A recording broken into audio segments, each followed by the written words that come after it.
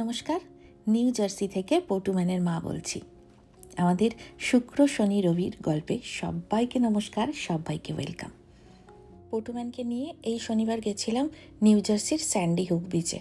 তো পটুম্যানের সেই সমুদ্র দেখা, আনন্দ করার গল্প করব।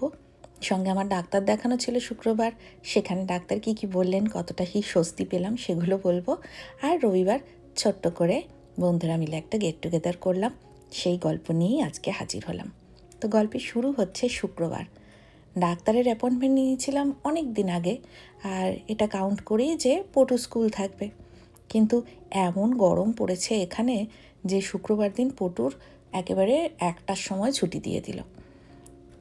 ওইদিকে আমারও সমস্ত রিপোর্ট এসে জমা পড়ে রয়েছে ডাক্তারের অফিসে, সেই জন্য অ্যাপয়েন্টমেন্টও আগুপিছু কিছু করতে পারবো না। তাই পটুকে স্কুলে রওনা করে দিয়ে মোটামুটি একটুখানি ডাল ভাত ফুটিয়ে আমি বেরিয়ে পড়লাম। ছন্দক আমাকে এখন পৌঁছাতে যাচ্ছে, তারপরে ও আবার বাড়ি চলে আসবে। এই পৌঁছালাম, এখন 1:45 বাজে। আমার তো একটা অ্যাপয়েন্টমেন্ট, আর পটুরও ছুটি 1টাতেই দিয়েছে আজকে।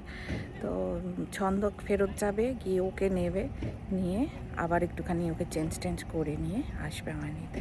ততক্ষণ আমার ডাক্তার দেখানো হয়ে যাবে আশা করি। চলুন ভেতরে যাই। এই আমার ডাক্তার দেখানো হয়ে গেছে, বাইরে অপেক্ষা করছিলামই, আর ছন্দক ততক্ষণে বাড়ি গিয়ে পটুকে নিয়ে তারপরে চলে এসছে আমায় নিতে। চলুন বাড়ি যেতে যেতে আপনাদেরকে একটু ছোট করে বলি যে আমার আসলে কি হয়েছে, কেন এত চিন্তা করছি। সেগুলো আপনারা অনেকেই জিজ্ঞাসা করেছেন যে কি হয়েছে তোমার। তো আমার মনে হয় যে অল্প করে একটু আপনাদেরকে জানিয়ে রাখা উচিত। তো আমার লিভারে একটা ছোট্ট সিস্ট পাওয়া গেছে, যেটা নাকি জেনেটিক। আর হরমোনগুলো এই 40 পেরোনোর পরে যেরকম এলোমেলো হয়ে যায়, সেরকমই খুব বেয়ারাপনা শুরু করেছে, তাদের বাগে আনা যাচ্ছে না। আর হচ্ছে যে কোলেস্টেরল যদি মাধ্যমিক পরীক্ষা দিত তাহলে ফার্স্ট ডিভিশন পেত। এইটুকুই হচ্ছে আমার আপাতত অসুবিধা, তবে সেগুলো নিয়ে এখনই চিন্তার কিছু নেই। আমার ডাক্তার ম্যাডাম যিনি, উনি বলেছেন নো নিড টু রাশ। আমি সেটাকে তথাস্তু শুনেছি। আপাতত 3 মাসের স্বস্তি, ওষুধপত্র চলবে, 3 মাস পর আবার ওনার কাছে আসবো। ড্রাইভ করার সময় এরকম লাগাই আর কি, কানে মুখে জল দিই না, মাঝে মাঝে ব্রেক দিয়ে করে দিলাম। বিশাল খুশি, হেসে পুটো পুটি হয়ে একেবারে মনে হচ্ছে কাদু কুতু দিয়েছি ওকে। বাবা তোমার দেখাশোনা করেছে পুটু? তারপরটা ওই ওরিও বিস্কুট দিয়েছিলাম, সেটা এতক্ষণে শেষ হলো। শেষ হয়েছে ওটা? আচ্ছা চলো বাড়ি চলো, মাছ ভাত খাবে, তারপর কালকে আবার সমুদ্রে যেতে হবে তো।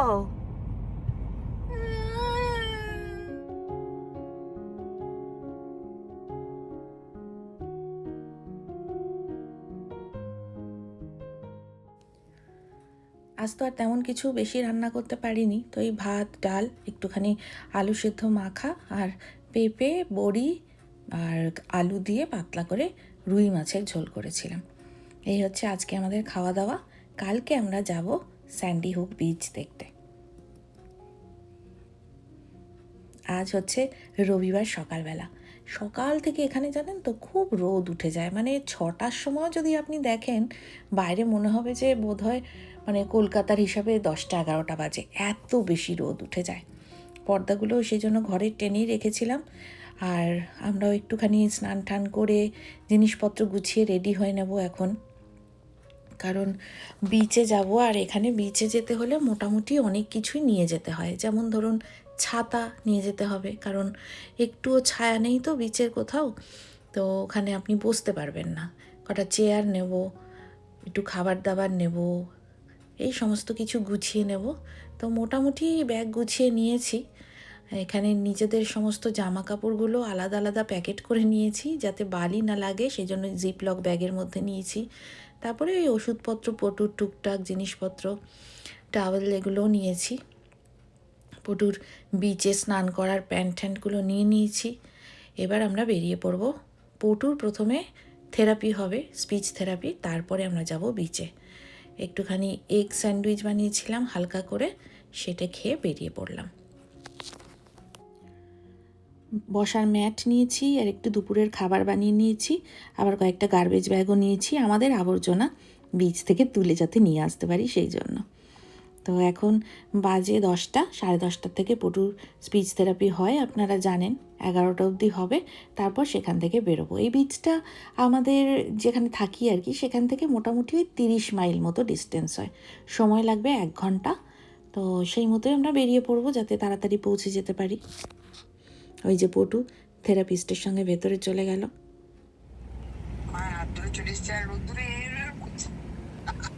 পটু পটু হলো থেরাপি হলো, চলো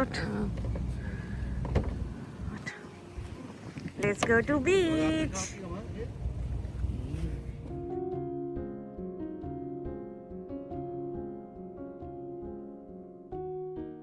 ছোট ছোট সেই ছোটরা যখন ছবি আঁকতাম আমরা জাহাজে, কি খুশি হয়েছে রে পটু জল দেখে, আর চোখ ফেরাতে পারছে না।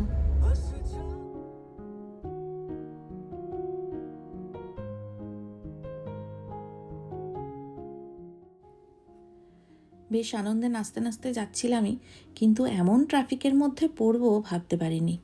1 ঘন্টার রাস্তা আমরা যে কতক্ষণে গিয়ে পৌঁছাবো তার কোনো ঠিক নেই। ভয়ঙ্কর ট্রাফিক। আজকে বোধহয় সবাই আমাদের মতো ওই বিচে যাওয়ারই প্ল্যান করেছে। এই লাস্ট 2.5-3 মাইল মতো যেতে বলছে নাকি 35-40 মিনিট সময় লাগবে, আর সময়টা ক্রমশ বাড়ছে। আমরা তো দেখছি যে অনেকে গাড়ির থেকে নেমে হাঁটা দিয়েছে, হাঁটা পথেই চলে যাবে মোটামুটি, এরকম ঠিক করেছে। যতটুকু যা চেয়ার জিনিসপত্র সঙ্গে আছে সেসব কাঁধে নিয়ে মানুষজন হাঁটতে শুরু করেছে। কিন্তু আমাদের তো সেই উপায় নেই। পটুম্যানকে নিয়ে আমি হেঁটে চলে যেতে পারবো না এত জিনিসপত্র নিয়ে। আর রাস্তাটা এত সুন্দর, সামনে থেকে আটলান্টিক দেখতে পাচ্ছি, অথচ এই জ্যামে আটকে আছি। এটা যে কী বিরক্তিকর বলে বোঝাতে পারবো না। অবশেষে এই পার্কিংয়ের দোরগোড়া অবধি পৌঁছাতে পেরেছি, আর ততক্ষণে মোটামুটি 1 ঘন্টার রাস্তা পেরোতে আমাদের 3 ঘন্টা লেগে গেছে প্রায়। তো যাই হোক, পৌঁছাতে তো পেরেছি। পটুম্যানকে যে প্রমিস করেছিলাম সমুদ্র না দেখিয়ে তো ফেরা যাবে না, তো চলুন পার্কিং দেখি কীরকম কী খরচ খরচা। তো দেখে গাড়ি পার্ক করে তারপরে সমুদ্রে যেতে পারবো। এখানে অনেকগুলো বিচ আছে পরপর, আর তার লাগোয়া পার্কিং। তবে মোটামুটি সমস্ত পার্কিংই ফুল হয়ে গেছে। তবু 1-2 পার্কিং এখনও খোলা আছে বলে আমরা ঢুকছি। 20 টাকা লাগবে, মানে টাকা বলছি ভুল, $20 লাগবে, যাতে আমরা মানে সারাদিন যতক্ষণ খুশি পার্ক করতে পারবো আর কি। তো অবশেষে আমরা যাচ্ছি বিচের দিকে।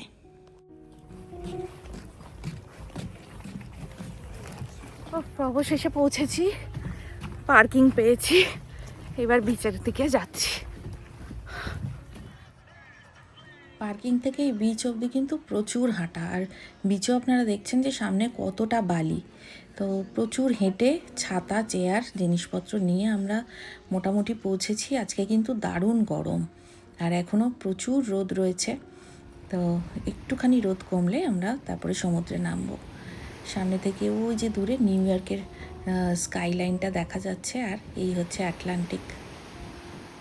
তবে আজকে আমি একেবারেই বেশি ভিডিও এখানে করিনি, কারণ চারপাশের মানুষ, তাদের রীতিনীতি, তাদের পোশাক আশাক, তাদের দেশ অনুযায়ী, তো আমি সেগুলোকে ভিডিওর মধ্যে আনতে চাইনি। তাই জন্য পটুম্যানেরই একটুখানি ভিডিও করেছি, যাতে অন্য কেউ এই ভিডিওতে দেখা না যায়, সেইভাবে আমি চেষ্টা করেছি ভিডিওগুলো করার। আসলে আমরা তো আমাদের দেশকে রিপ্রেজেন্ট করছি, আর এটা তাদের দেশের রীতিনীতি, তাদের দেশের পোশাক আশাকের ব্যাপার। তো আমাদের উচিত তাদের প্রিভেসিটাকে সম্মান করা। আপনারা তো জানেনই যে আপনাদের পটুম্যান সমুদ্রে গেলে একবার জল থেকে আর উঠতেই চায় না। পটু মোটামুটি 1.5 ঘন্টা আজকে জলের মধ্যে এইভাবে একা একাই খেলা করেছে, আর আমি দাঁড়িয়ে দাঁড়িয়ে শুধু পটুকে পাহারা দিয়েছি। তবে মাঝে মাঝে আমার চোখ চলে যাচ্ছিল দূরে নিউ ইয়র্কের স্কাইলাইনটার দিকে। এত সুন্দর লাগছিল, আর সমুদ্রের পাড়ে সেরকমভাবে তো গরম লাগে না, ঠান্ডা হাওয়ায় বেশ আরামই লাগে। এটা তো সমস্ত দেশের সব বিচেই প্রযোজ্য। তো সব মিলিয়ে যার জন্য এই বিচে আসা, সে কিন্তু একেবারে আনন্দ করে সমস্তটা পুষিয়ে নিয়েছে। আর জল থেকে ওঠার পরে একটুখানি বালি নিয়ে খেলা তো ম্যান্ডেটারি। তো পটুম্যান একটুখানি বালি নিয়ে খেলছে, আর আমরাও লাঞ্চটা করে নিলাম। লাঞ্চ মানে সঙ্গে যেটা এনেছিলাম একটুখানি খাবার, সেগুলো খেয়ে নিলাম। এবার আস্তে আস্তে এই জিনিসপত্রগুলো গুটিয়ে নিজেদের যা যা আবর্জনা আছে প্যাকেটে ভরে সমস্ত কিছু নিয়ে আবার রওনা হব।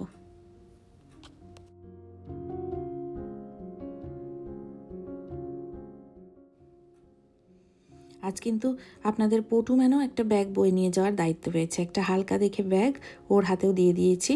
এবার আমরা যাচ্ছি গাড়ির দিকে। আর পটুম্যানের ভিজে প্যান্ট ওর গায়েই শুকিয়ে গেছে, তবুও একটুখানি চেঞ্জ করে দিলাম। আর এখন এইখানেই পাশেই একটা লাইট হাউস আছে, সেইখানে যাচ্ছি। আমাদের বন্ধু শুভব্রতরা গত সপ্তাহে এই বিচ থেকে ঘুরে গেছিলো, তো আজকে ওরা আবার এসছে এখানে সানসেট দেখবে বলে। ওদের সাথে একটুখানি ওখানে দেখা করে তারপরে আমরা ওখান থেকে বেরিয়ে পড়বো। এই হচ্ছে সেই লাইট হাউসটা।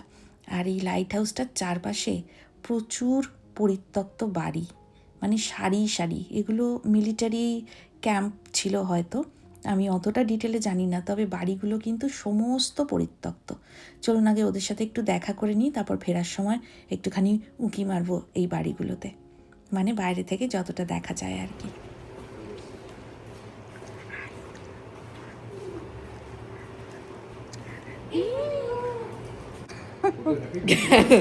ও তো দারুণ হ্যাপি। এই লাইট হাউস আর এই আইসক্রিমের দোকান সবই বিচের চত্বরের ভেতরেই আর কি। একটা ফ্রিজ ম্যাগনেটও নিলাম, আর একটুখানি খাওয়া দাওয়া করে এবার এখান থেকে বেরিয়ে পড়বো আমরা। ওরা থাকবে, ওরা সানসেট দেখে তারপরে বাড়ি যাবে, কিন্তু এখানে তো এখন সানসেট হতে হতে মোটামুটি ওই 8:30 9টা, তো আমরা আর অতক্ষণ থাকছি না, সেই জন্য বেরিয়ে পড়বো। ওই দেখুন একটা হরিণ দেখতে পেয়ে আমাদের ইভান সোনা কীরকম দৌড়াচ্ছে পেছনে। আর এই বাড়িটা দেখুন একেবারে আইসক্রিমের দোকানটার অপোজিটেই, কাঁচটা ভাঙা বলে মন চাইলো একটুখানি উঁকি দিয়ে দেখি ভেতরে কি আছে।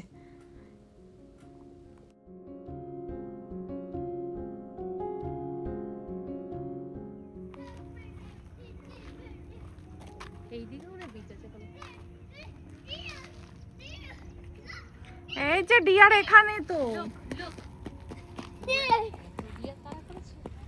ডিয়ার দেখছে তোকে ঘুরে যা।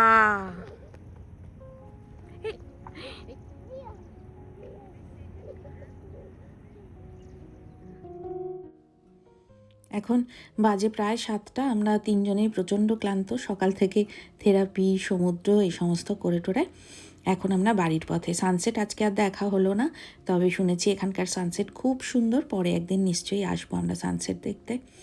আপাতত এই একদিকে জল আর একদিকে সারি সারি পরিত্যক্ত মিলিটারি বেস, এইগুলো দেখতে দেখতে আমরা বাড়ি যাচ্ছি।